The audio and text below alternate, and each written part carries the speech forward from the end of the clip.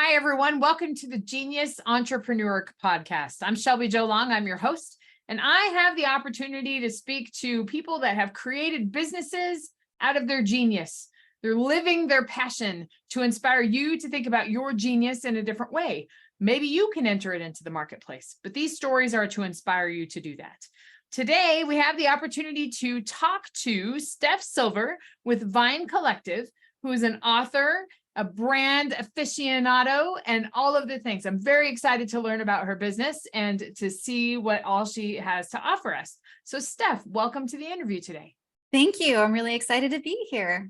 I am excited that you are joining us. We are connected in a business networking group, which is great. So it's awesome to get to know you a little bit better. Can you give us the 360-degree overview of what you do and who you are?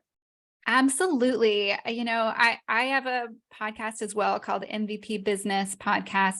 And I feel like I tell people at the very beginning, I ask them, tell me how you got here. And they go, I don't know where to start.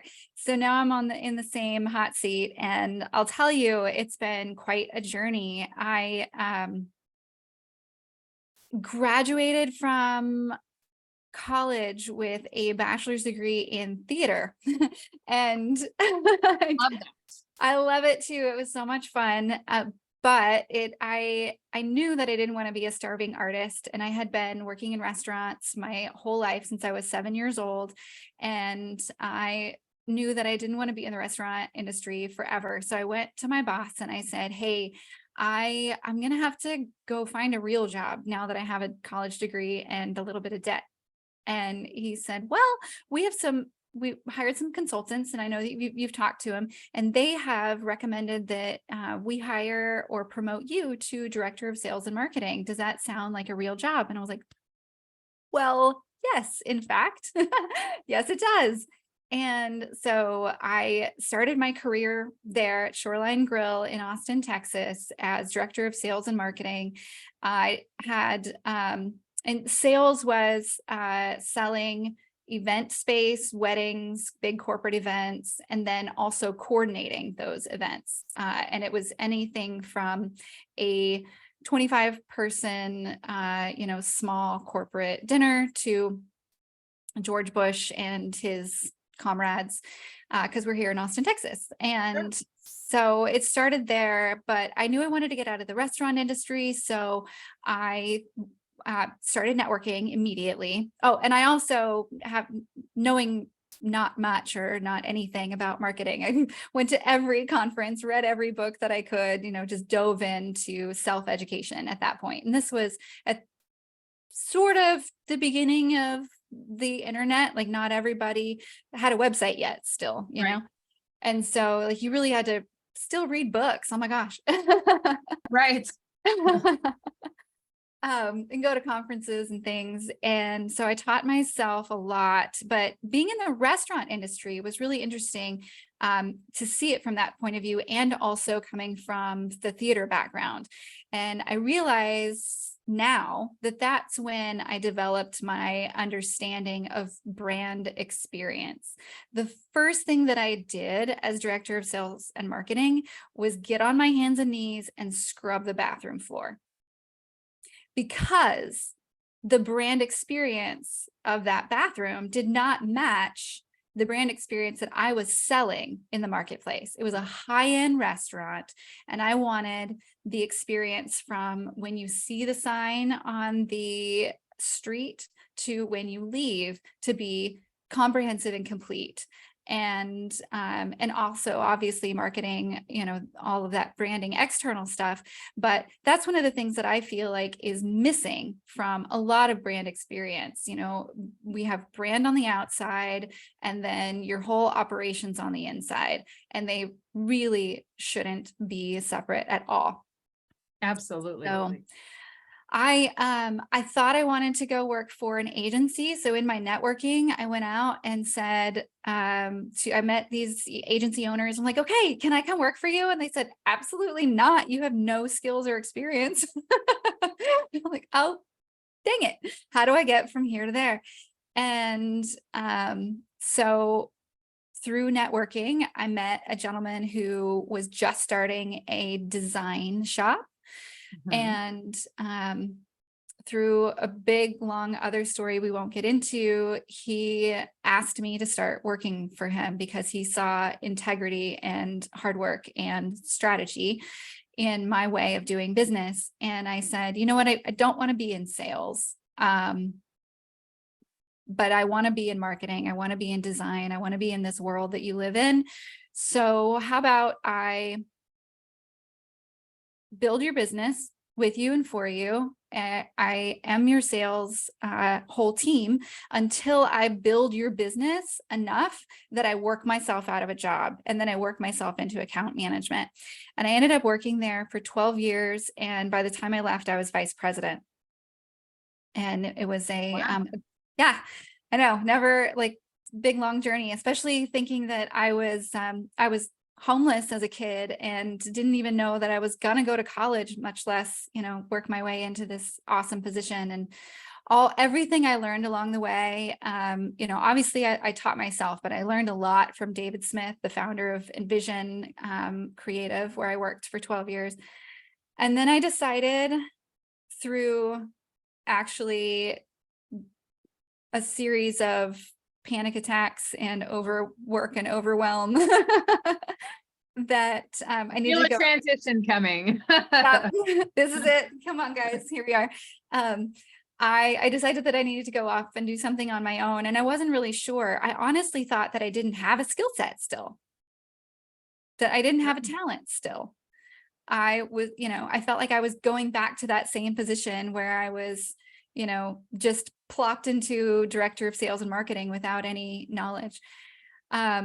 Obviously, it turns out that I have a capacity to learn and grow and have a lot of skill sets. And it wasn't until someone on my team said, "Oh my gosh, Steph, I could not do what I do without you," that I realized my own value and what I brought to the team. Sure.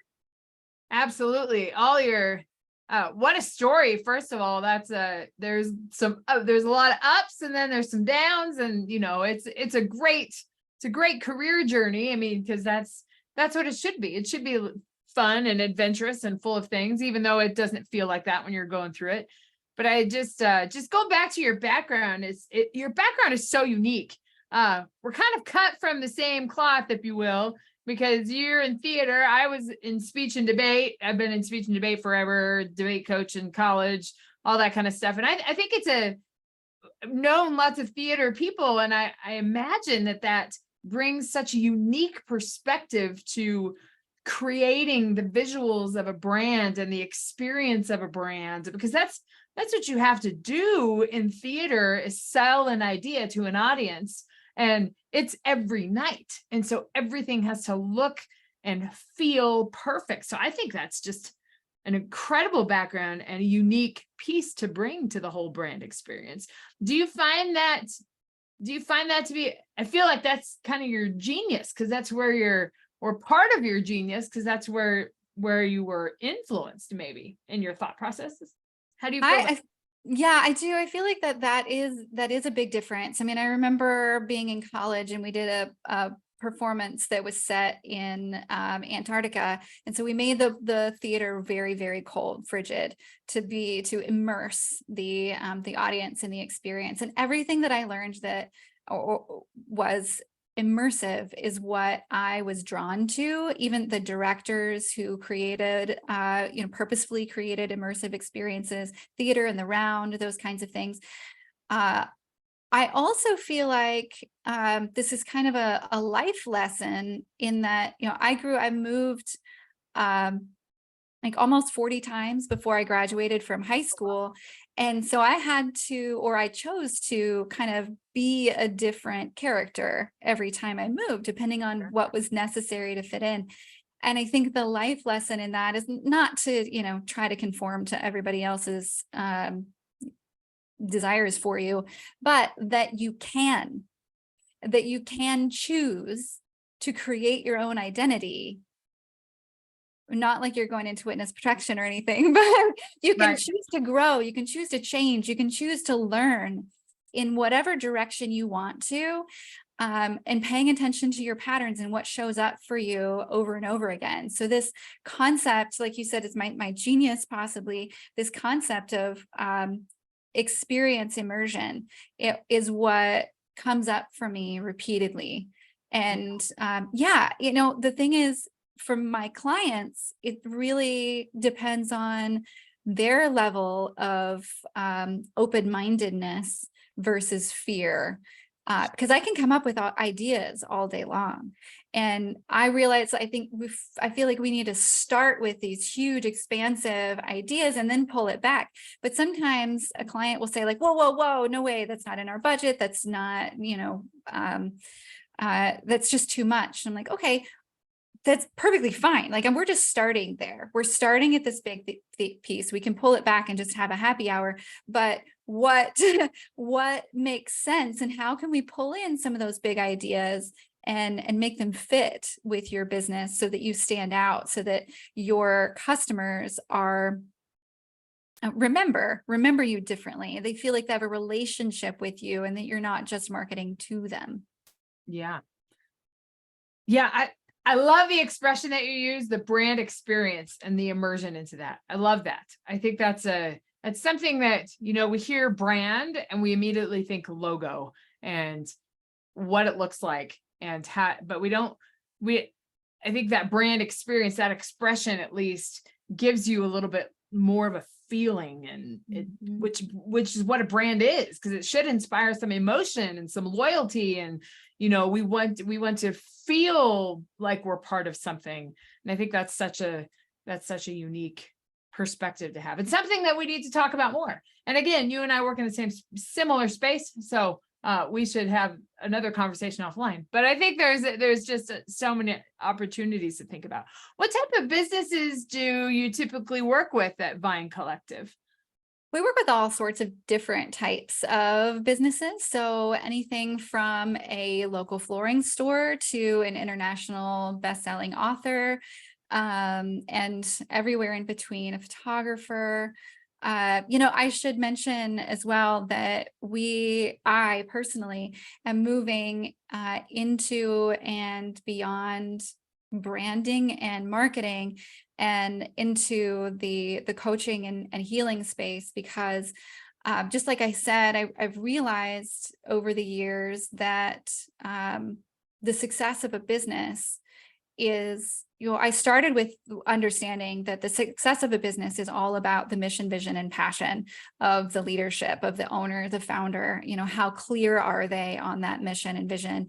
And whether they have it written down on a plaque or not, are they truly living it? Are they making decisions based on those principles that they started off on, even when the finances get tough, which I understand. I'm a business owner. I haven't made all the right decisions that align to my mission, but I understand and clearly know when I'm not. And I understand now that it's a mindset shift that needs to happen when you get to that point where you have to look at, do I make this decision for my spreadsheet, or do I make this decision for my team? And for me, I always put my team first, 100%. So when it comes down to it, if I have to make a financial decision that is cutting corners, it ends up being me that suffers, not anyone else. But then when that happens now, I understand that it's not just external circumstances and strategy that have gotten me into having to make that decision. It's something in my lack of alignment to mission, vision, passion, or my mindset is limiting me in some way. It's held me back to such a degree that fear, or for me, confidence, I'm not smart enough, capable enough, whatever, like I told you earlier, I don't have a skill. I don't have, those types of inner dialogues that are the pieces that hold business owners back far more than the quality of their product or service. Sure. So that being said, going more, doing both the brand building with the team, with the company, as well as working with the leadership team and the brand team as a whole to keep them aligned and forward thinking and inspired and in the right mindset to keep going. And that honestly is part of the brand experience. Absolutely. Absolutely. Because if the brand is not being infiltrated through all parts of the business, then how do you build loyalty, and how do you build that customer experience to be able to create that same feeling everywhere? For sure. Yeah, because brand is a feeling. Brand is an energetic exchange. It's a concept that hopefully thousands of people or millions of people buy into on a regular basis for the price that you desire them to buy into. And that can't be done forcefully for the long term. It doesn't matter what kind of agency you hire on the outside. You can hire the best Los Angeles, New York City agency, but if you're insides, it's a mirror, 100% mirror to the leadership. If your insides, your personal insides aren't clear, then it just moves out from there and trickles out and down, and it's like a virus or a ray of light, depending on how you feel. It's like empty and glass half full, glass half empty kind of thing. Yeah, exactly. So and sometimes it can be both in the same day, depending on what happens. Right. Or the hour, depending on what's coming at you. That's a great space to be in, because that leads into leadership and culture and all sorts of organizational organizational opportunity, infrastructure and opportunities too. And there's a lot in that space. So it's it's a very comprehensive approach. So yeah. Well, and that has been I say I'm moving into coaching. It's honestly been my soapbox for the last 10 years. I just have been building my own skill sets to be able to clearly and effectively go in and make those changes. But from the very beginning, Shoreline Grill, the first thing I did after I scrubbed the floor was require that I was a part of the weekly management meetings. Like, why is the event team and the sales, I was the only salesperson. Why are we not a part of these conversations that you're having about what the uniforms are going to be like, or what your daily meetings are like with the waiters, and what the back of the house kitchen looks, feels, and acts like? Why is marketing not a part of that? Right. It's the comprehensive, it's the comprehensive view of the brand, the whole brand experience with employees and with customers and managers. Absolutely. Yeah. I'm excited about that program. That's something new and unique and different. Yeah. Well, maybe that's my genius. That's where we go. That is. I think we discovered it. Yes, you already had it discovered. It just needed to be peeled back a little bit. So talk to me about when you decided to go out on your own and do your own thing and have your own business and step away from another industry, not step away from an industry, but step away from an employer, if you will. So what was your biggest challenge when you decided to do that, to take the step away from that?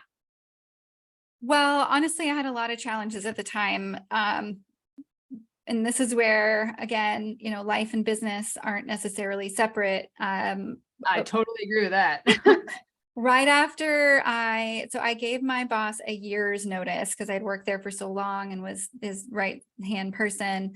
But then my mom got sick and passed away in a month. And then I launched my business 4 months later. And then 4 months after that, my dad died. And then like a year later was COVID. And then right after that I got divorced. So it's been quite the journey.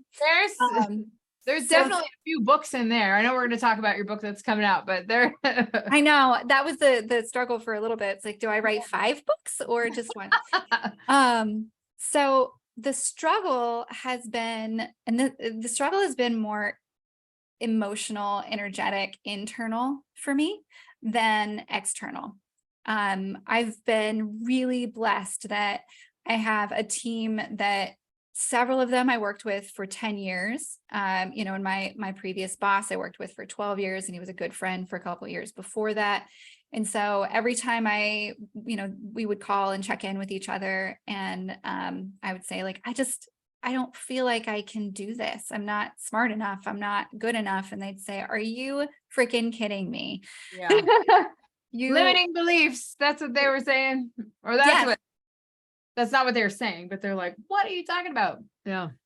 Yeah. And so that has been my biggest struggle. I didn't have those limiting beliefs when I first went out. I honestly, my struggle in the beginning was having too many ideas. I thought I can do this and that and this and that, and I can do all of it 100%. And, the power of one and the law of the rabbit and all of these things that say focus and you will succeed. I didn't know those yet. And I didn't care because I thought I was going to be great at all of them. All of a sudden I had confidence when I first launched, and it was great. It was a struggle. Like I said, I had all this emotional trauma that was happening, but I somehow felt empowered by an understanding of my mom's pride in me and what she would have wanted for me. And I think honestly, it was after Dad COVID and like the anxiety of the whole planet that I struggled in a spiral of doubt and shame and guilt that held me back for a while until pretty recently. I somehow pushed through, and I have a business coach. His name is Bill Small. He's fantastic. He was he was the first person I hired.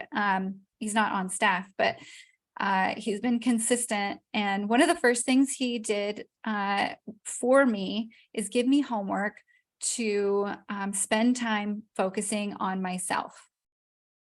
Mm-hmm. And I thought he was ridiculous. Good. I thought that First step. I hired him. Yeah, I know. I was like, I hired a coach. You're supposed to be like, get out there, make calls, do all the things. And he said, you're doing all the things. That's not the problem. You are the problem. So that was my first challenge, was to realize that I was in control of my schedule. I didn't have to work 9 to 5 anymore. I didn't have to have stress. I didn't have to have any more clients than I wanted. Mm-hmm. And I didn't have to have any clients that I didn't want. Meaning the whole reason that I started off on my own, 2 reasons. One was to have nice clients who appreciated everything that I and my team was doing for them. It's really interesting in the advertising and marketing agency. Everything is on fire all the time. Everything is like, we need this yesterday, and we have a conference tomorrow we forgot to tell you about. And can you design all this stuff and have it overnighted to Vegas? And so you're constantly behind, it feels like. You're always, under a deadline. And in my case, being account manager and manager of the entire team, I was under 40 or 50 deadlines every single day. And so with that, I noticed the clients who would say, like, I'm so sorry that we didn't tell you this. I really appreciate it. Or when they had feedback, they'd start with, thank you so much. This is a great first start. Here are the changes that we think that need to be made. Should we have a discussion about that? Do you agree? Versus change all these things. Right. Period. Or not even, like they just, I gotta go. And so I thought, okay, I definitely only want the clients who say please and thank you. Is that too much to ask? That's when you realize, at least from many of the conversations I've had, when you're in the space where what you offer is the perfect match for what your client needs, and there's that synergy there, that's when things are best. And I feel, working in the brand space too, that's when you can really dig in and make a difference and figure out a way that you're going to influence the people around you and your clients and all of those things when you can create that kind of match. And a lot of that is self-awareness. And, you've hinted at the imposter syndrome that you maybe had and how you didn't feel that was all there, but that takes work to get through. I think that's an issue that many entrepreneurs go through, but some don't realize that that's the issue. So, yes. I just attended or am in the middle of attending a workshop on scaling your business. And we've spent 2 full days talking about mindset. Because it's 25% of your business is strategy and execution. The rest of it is how you think about it and how you prepare and what's in your mind, how you wake up in the day, the thoughts you tell yourself when you go to sleep, and the immediate thoughts you tell yourself when you wake up, or what you allow to happen, or how you beat yourself up versus accept this. Yes, this happened. Or do you own it? Do you own it? Do you push it off? Do you say like, oh, that didn't happen? How do you react to the voices, the challenges, all the things that come up on a regular basis? The other thing that I was just thinking, as we were talking about deadlines, is I invite all entrepreneurs, all business leaders, managers to think about deadlines and always be aware of how necessary that deadline is. Because if you're pushing your team because you created an arbitrary deadline and they're being burned out and not being effective and making mistakes because of that deadline, what would be the harm in pushing it out a little, or giving a little space, or saying, you know what, let's go for a walk. Or I suggest that you just hang out with your kids for a few minutes, if that's a de-stressor or not a stressor, whatever it is, so that you can come back to it with ease and peace, because then it's going to be performed with higher integrity and better quality. And so, yes, sometimes there's just a conference that you just have to be there, and you have to show up, and this thing has to be written, and there are literal deadlines you have to meet. Sometimes you can call a publisher and say, a print publisher, and say, it's not quite right. Can we have 2 more days? Or you can say, you know what, that grand opening or that product launch that we were planning, we're not quite ready. What have we put out to whom, and who's really going to be upset if we push it back a little bit? And then you can come to it with ease, grace, integrity, and quality, as opposed to pushing your team and making mistakes and launching something only to run past it at 100 miles an hour and not feel the full weight of pride of what you could have done, what you could have accomplished, what you're able to accomplish. I think that's something that is important to remind all of us to do, to not be scared of that. Don't push it, because the quality is going to suffer if you do so. So I think that's important for all of us to remember. I usually kind of end the interview by asking what your piece of advice is to entrepreneurs. I think that's a great piece of advice, but do you have a piece of advice or a pearl of wisdom to share with those out there that are thinking about starting a business to create a life of their passion? I have so many, but I'm going to start with saying I just recently finished my memoir, and I'm launching the book in August. And congratulations for that. Thank you. Huge accomplishment. It's my first book. It's there's many more to come, but that's a big accomplishment. Thank you. So if you're interested in being on the launch list or finding out more, you can go to Vine, VINE-collective/book. That's Vine-collective/book. But I don't just mention that so you can go and read the book. The purpose of saying that is that I've mentioned several pieces about my journey of life. Right now I'm 42 years old. I've had all this, big life things happen in the last 5 years. But before that, I was literally homeless many times. And then I would go from being homeless and living in a campground or out of a car as a kid to living in a 4-bedroom, 2-story house on the lake with a boat and 2 cars and all the things. And then my dad would just say, let's go to Carson City. And we'd leave everything behind and only take what we could fit in our car and go try something else. And so there was a lot of hardship in that, of course, but Sure. there's also a lot of education and learning. And there was so much beauty that I saw in this great country that we live in. And I mentioned this earlier, saw the ability to,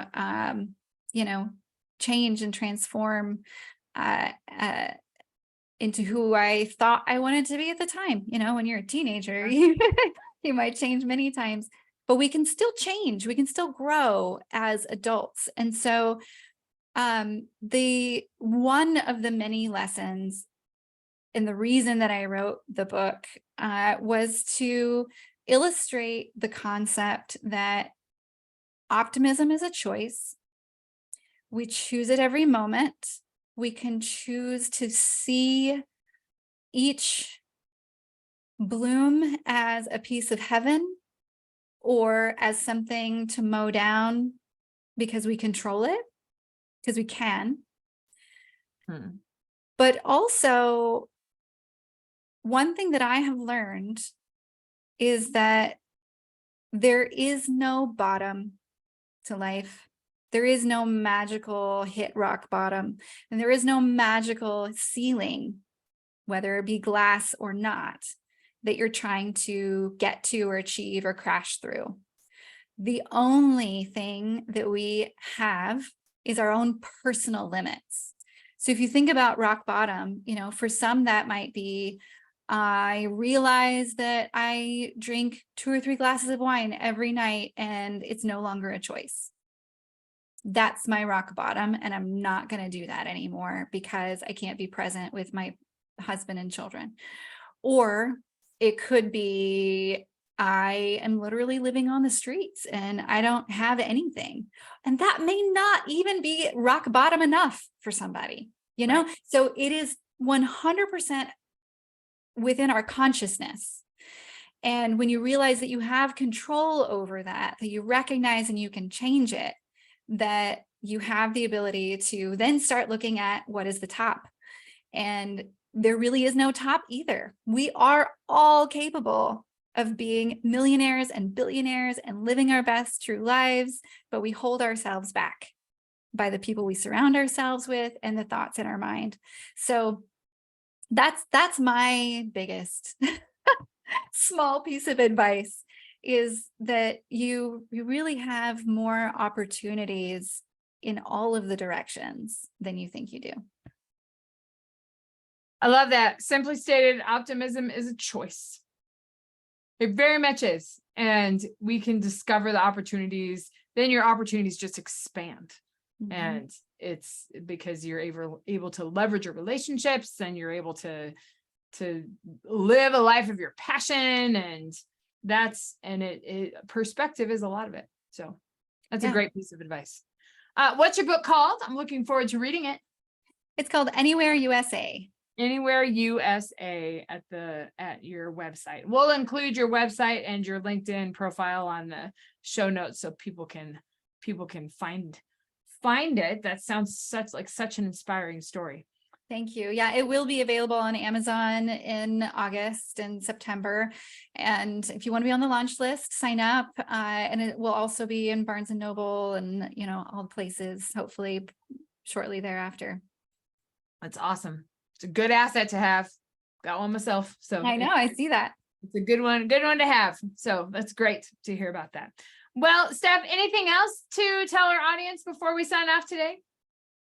No, I think I have said enough. I want to hear from everyone else. If you want to follow me, I am not very prolific. I don't like talking about myself in social. Maybe I like talking. I don't like taking pictures and things. So I choose to do podcasts. So MVP Business is my podcast. But I do love having conversations. So if you want to start a conversation on Instagram or LinkedIn or Facebook, tell me your story, your challenges. I am growing more into this path of helping others in an emotional, spiritual way, not just a business sense. So would love to connect. Absolutely. That's great. Life and business is so intimately connected because your performance in business and your performance in life, it's all interconnected. I'm such a believer in that. So I look forward to continued conversations with you. And I'm so glad that you joined us here on the Genius Entrepreneur Podcast. And I think your story is an excellent example of how you take your foundational skills and help that show up into a business, and you've stepped out and you're entering it into the marketplace on your own. So thank you for being an inspiration for others. Thank you, Shelby Jo. And it was a great conversation today. For all you listeners out there, I encourage you to subscribe to the channel and follow along with all these inspiring stories so you can be inspired to start your own business. So I would subscribe, and then always reach out to me if you have any questions about starting a business out of your own expertise so you can live a life of your passion. We will see you next time on the Genius Entrepreneur Podcast.